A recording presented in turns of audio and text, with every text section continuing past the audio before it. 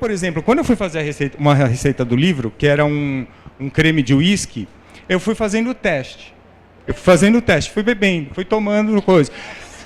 Quando eu cheguei no resultado, eu falei, eu já não tinha mais condições de avaliar. Eu falei assim, eu vou provar amanhã, porque eu já provei tanto, entendeu? E isso acontece, isso que é legal, entendeu? E aí a pessoa, o que é mais legal, assim, eu acho que do universo do blog é assim. É por isso que eu erro tanto. É porque o que eu acho mais legal do universo do blog é que assim, as pessoas me falam assim, mas qual é a receita disso? Mas não precisa. Cozinhar não precisa de receita. Cozinhar precisa de você entender o que você está fazendo. Porque assim, se a receita para cozinhar funcionasse igualzinho para todo mundo, todos nós aqui, pegando a mesma receita e preparando aqui, iríamos chegar a pratos exatamente iguais. E não vamos chegar. Porque só a pitada de sal de cada um já é diferente. Tem gente que gosta com mais sal, com menos sal. Eu, por exemplo, vejo uma receita no blog dela, aí eu vou fazer, e eu não faço, e ela também, e eu não faço, eu olho e não faço quase nada do que ela, mas me deu uma ideia de aproveitar aquilo, aí juntar com esse ingrediente, aí às vezes dá certo, às vezes dá errado, às vezes não funciona, mas é só assim que você vai descobrindo. Entendeu? Então, eu acho que o mais importante é isso, é não ter medo de se arriscar, de fazer. E eu acho que isso, nos blogs, a gente é muito honesto, dizendo, gente, tenta, faz, eu não sou chefe, ela não é chefe, ele não é chefe, ninguém é chefe. Todo mundo faz, todo mundo erra, todo mundo testa, coisas dão certo, coisas dão errado. Só que assim, o que a gente quer passar é uma experiência boa, uma coisa que você possa fazer, e uma coisa para ninguém ter medo de fazer e de executar, nem que tenha que ficar bêbado. Acho que o que é legal também é a gente lembrar as grandes tragédias das nossas cozinhas, né? Que isso é muito engraçado. Eu também não sou muito do doce. E às vezes eu tenho que me sacrificar e ir para a cozinha fazer um doce, porque os leitores pedem um doce. Aí eu vou ver, eu tô lá, 00:30 na cozinha fazendo um doce, ele tá horrível, totalmente despencando. Eu falo, gente, onde que vai dar isso? Deixa na geladeira, no dia seguinte eu vou ver que cara que ele tem. Às vezes dá certo, às vezes não dá, entendeu? E aí, o engraçado é isso, que o blogueiro também, às vezes, apesar de não gostar muito de comer aquilo, no meu caso, os doces, eu me atrevo a fazer os doces que eu gosto, claro, eu acabo comendo esses, porque os leitores me pedem. E aí é engraçado, porque os leitores não veem que a gente está fazendo esse sacrifício, mas eles aproveitam o resultado. Além do petit gâteau, outra receita que deu errado é a do provolone milanesa. Por que eu estou falando isso? Porque o que a Fabi está falando é muito verdade. Assim, o que dá certo e o que dá errado, a gente coloca invariavelmente, mas eu, no meu caso, mais pela diversão. Né? Eu estava fazendo um provolone milanesa, que não é uma coisa simples de ser feita, apesar de eu gostar muito e sempre comer nos bares. Eu fui fazer a provolone milanesa e eu estava na casa da minha ex-namorada, mas não foi por isso que ela terminou comigo. E tinha o papel, né, para colocar o provolone na milanesa pronto, para secar, né, porque óleo. E começou a pegar fogo no papel. E ela estava filmando. E ela, apaga. Eu falei, não, filma pegando fogo. Filma porque pegou fogo. Assim, pega fogo. Se você não tomar cuidado, pega fogo. Como se não tomar cuidado, passa do ponto. Como se não tomar cuidado, dá errado, né? Então, assim, é o que a gente está falando. Enfim, tem que... Fazem parte. Você pode usar o microfone, que acho que todo mundo... Faça uma gororoba, mas os desastres fazem parte da vida de todo cozinheiro. Exato. E se você faz parte da rotina. E se você não fizer pegar fogo na primeira, você nunca vai fazer certo na segunda. Então, assim, acontece. Não necessariamente tem que pegar fogo para dar certo, mas às vezes pega fogo. Às vezes você consegue não fazer pegar fogo. Mas, enfim, o legal é cozinhem, vão para a cozinha, chamem a família, os amigos, passem o sábado cozinhando, não tenham medo, nem pressa, nem nada. Aproveitem a cozinha como ambiente social. É o que eu gosto de repetir 1000 vezes, é isso. É um puta lugar legal para você conversar e passar um tempo, entendeu? Para mim, hoje em dia, comer é o mais fácil, entendeu? O legal, o divertido é chamar as pessoas, vamos cozinhar. Não é à toa que hoje é super comum as pessoas, vamos cozinhar. Ninguém fala vamos jantar, vamos comer, vamos cozinhar. Então, o que as pessoas querem hoje é cozinhar, participar, sabe? Ver dar certo, ver dar errado, comer, dar risada. Então, assim, vamos cozinhar na minha casa, vamos cozinhar na sua casa. Não é vamos comer, vamos jantar, não. O legal é cozinhar. Hoje o mais importante não é, sei lá, não vou dizer que o mais importante, mas cozinhar hoje em dia é muito mais importante do que cozinhar era antigamente. Hoje em dia o cozinhar não é só um meio para você comer, exato, uma obrigação. Tenho que cozinhar para poder comer. Não. Eu quero cozinhar porque é prazeroso, porque a gente dá risada, a gente conversa, a gente se diverte junto. Enfim, acho que essa é a ideia. Como é que a cerveja entrou nessa história? Assim, todos os meus vídeos, vocês vão ver, tenho certeza que vocês vão entrar no meu site, mesapraum.com.br. Eu sempre gosto de cozinhar tomando alguma coisa, seja um drink, seja uma cerveja, seja uma caipirinha, seja, enfim. E no meu site tem receita de comida e de drinks, e, enfim, 1000 drinks. Mais drink, eu acho, do que de comida. Mas eu comecei essa questão da cerveja, que hoje eu trabalho com cerveja também, eu importo cerveja, enfim. Começou um pouco com o blog, né? Porque a gente começa a beber e estudar, e aí tem pessoas que perguntam, mas por que você toma essa cerveja? Aí você começa a perguntar, a estudar por que essa cerveja é boa, por que essa cerveja não é boa. Enfim, um pouco veio disso, né? Enfim, de poder mostrar para as pessoas que existem outras cervejas diferentes das cervejas que a gente bebe no bar, né, no boteco, né? Enfim, eu também bebo cerveja no boteco como todo mundo, mas não tem só aquele tipo de cerveja, existem outras cervejas diferentes, com propriedades, com características claras, escuras, fortes e fracas, mais amargas, mais adocicadas, enfim. Que vão combinar com os pratos, que vão né? combinar com pratos. Não só vinho combina, né? Exato. Cervejas especiais também, né? Exato. Aliás, existe muito mais cerveja diferente do que vinho diferente, né?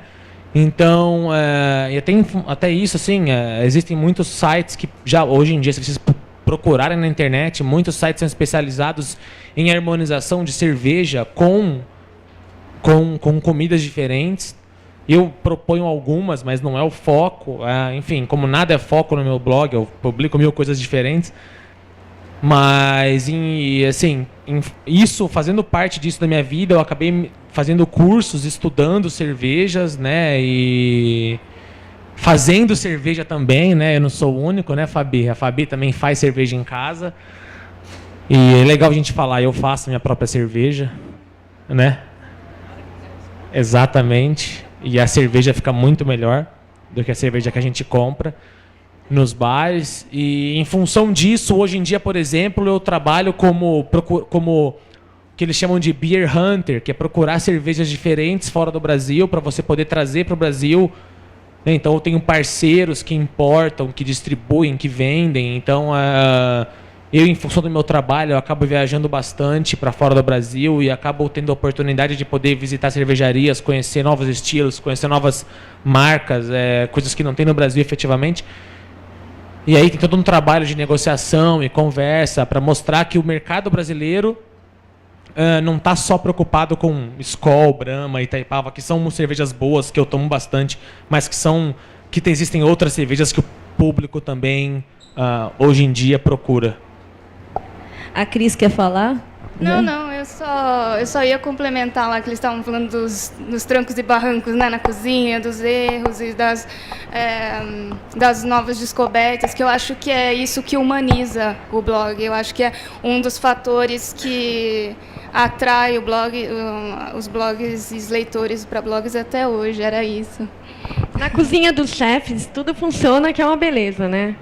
Até porque eles têm 3 escravinhos ali que picam tudo em pedaços minúsculos, invisíveis. Aí depois tudo funciona, mas dá errado, às vezes dá certo. Mas na nossa cozinha, a maior parte das vezes é você que faz tudo sozinho. Então, a chance de dar errado é bem maior, né? Então, Às vezes a gente bota o marido de ajudante, mas eles ficam com aquela cara meio fechada, né? Já acabou? Agora eu tô liberado pro futebol? Eu queria... Comer eles querem, né? A gente falou bastante de receita também. Eu queria que a Cris falasse um pouquinho como que são esses critérios para visitar lugares, né? Os comentários que vocês fazem, também se você, às vezes o Alexander também acho que tem a acrescentar a respeito disso, né? Porque, como o Alexander falou, vocês estão na mídia, né? Vocês fazem parte da mídia hoje, os blogueiros, né?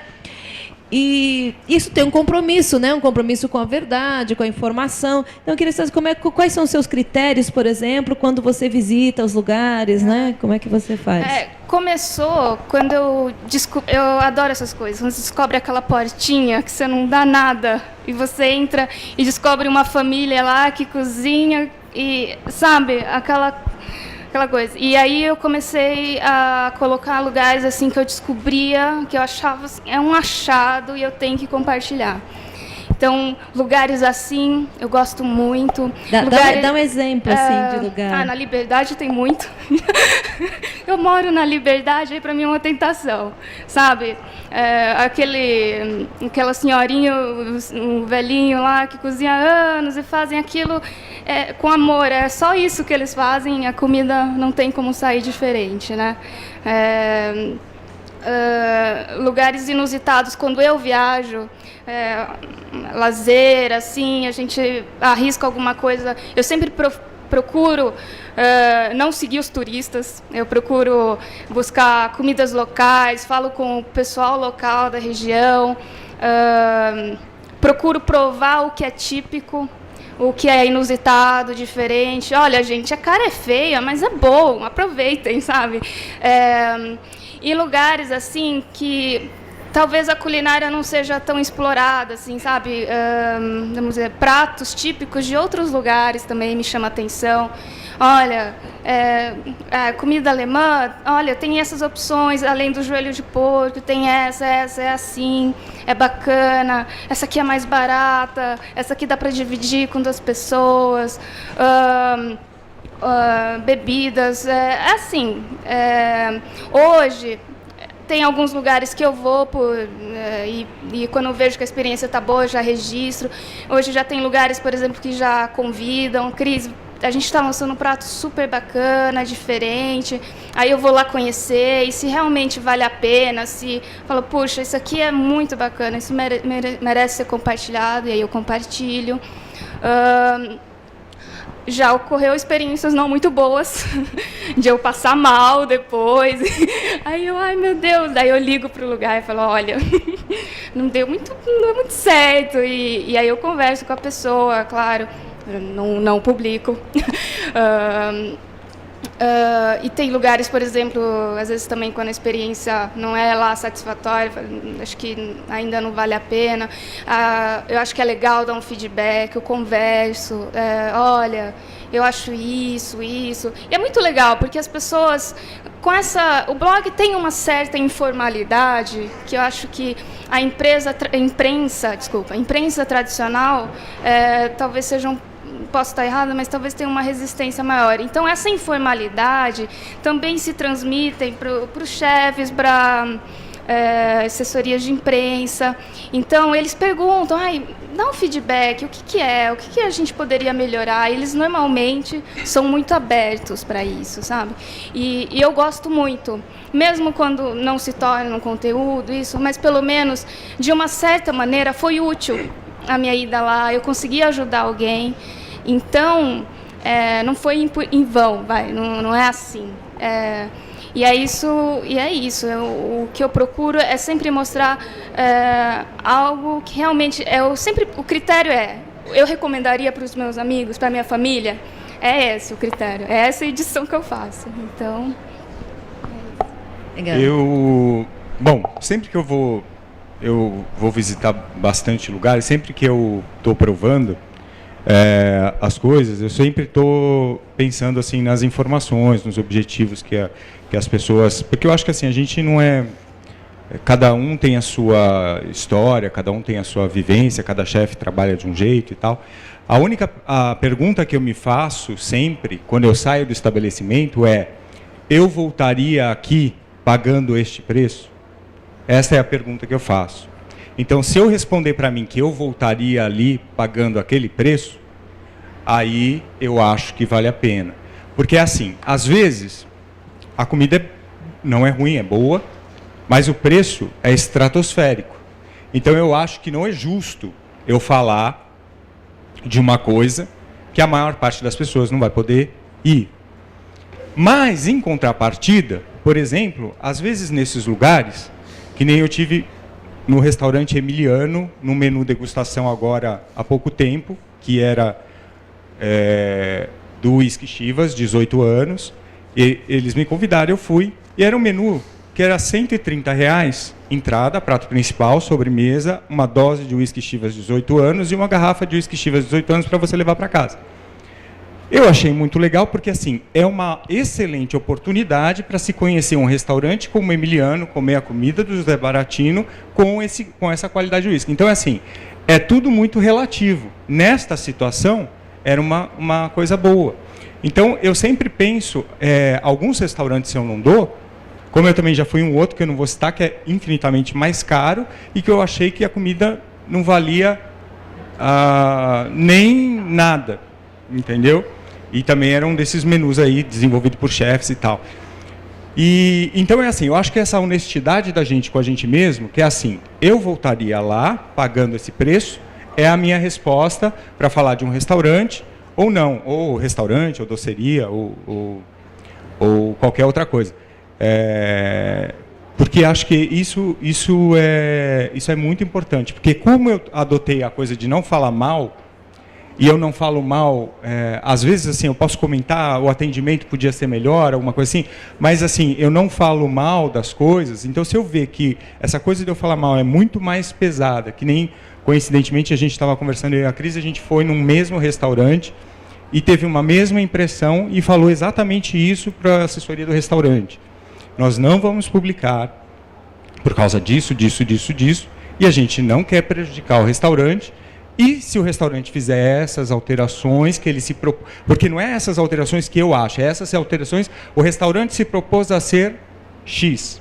Você só fala assim, se você se propor, por exemplo, um exemplo muito prático, o cara fala assim, nós temos um menu degustação, aí eu chego lá e é um buffet que está servido. Isso não é um menu degustação. Então eu falo assim, então já começa aí. Aí eu falo para ele assim, essa comida nesse buffet não dá certo para essa proposta que você quer. Essa comida pode dar certo para as empresas de segunda a sexta. No sábado e no domingo, essa tua proposta que você quer, desse tipo de comida que você quer, e eu não posso detalhar mais porque é muito restrito esse tipo de restaurante, você tem que adotar uma prática completamente diferente. Eu falei para ele assim, e eu vou te dar uma outra ideia, uma outra coisa. Nem convide os críticos para vir aqui, porque eles podem acabar com você. Entendeu? Então, eu acho que isso também é uma coisa que, se a gente pode ajudar, por que não? Né? E vai que o cara faz isso, ou vai que ele resolve... Não tem nada de mal o cara, durante a semana, resolver fazer aquele self-service para todo mundo. Não tem nada demais. Você só não pode se propor uma coisa que você não é e querer fazer que os outros comprem essa ideia que é falsa. Né? E acho que aí é que a gente tem que ser honesto para não falar isso. Né, para não falar uma coisa que a gente não sente, que a gente sabe que não é verdade. Na verdade, só fazendo um comentário, né, que isso é uma prática muito profissional, inclusive, né, que é uma prática do jornalismo gastronômico, que não é crítico, de ter esse critério, né, de não publicar quando a coisa não é boa, né, de destacar isso de uma certa forma e de publicar realmente quando é bom, né? Quer dizer, esses critérios que vocês estão colocando são os critérios de bom senso, né? Que eu imagino de vocês, mas são critérios também muito profissionais, que são práticas no bom jornalismo gastronômico.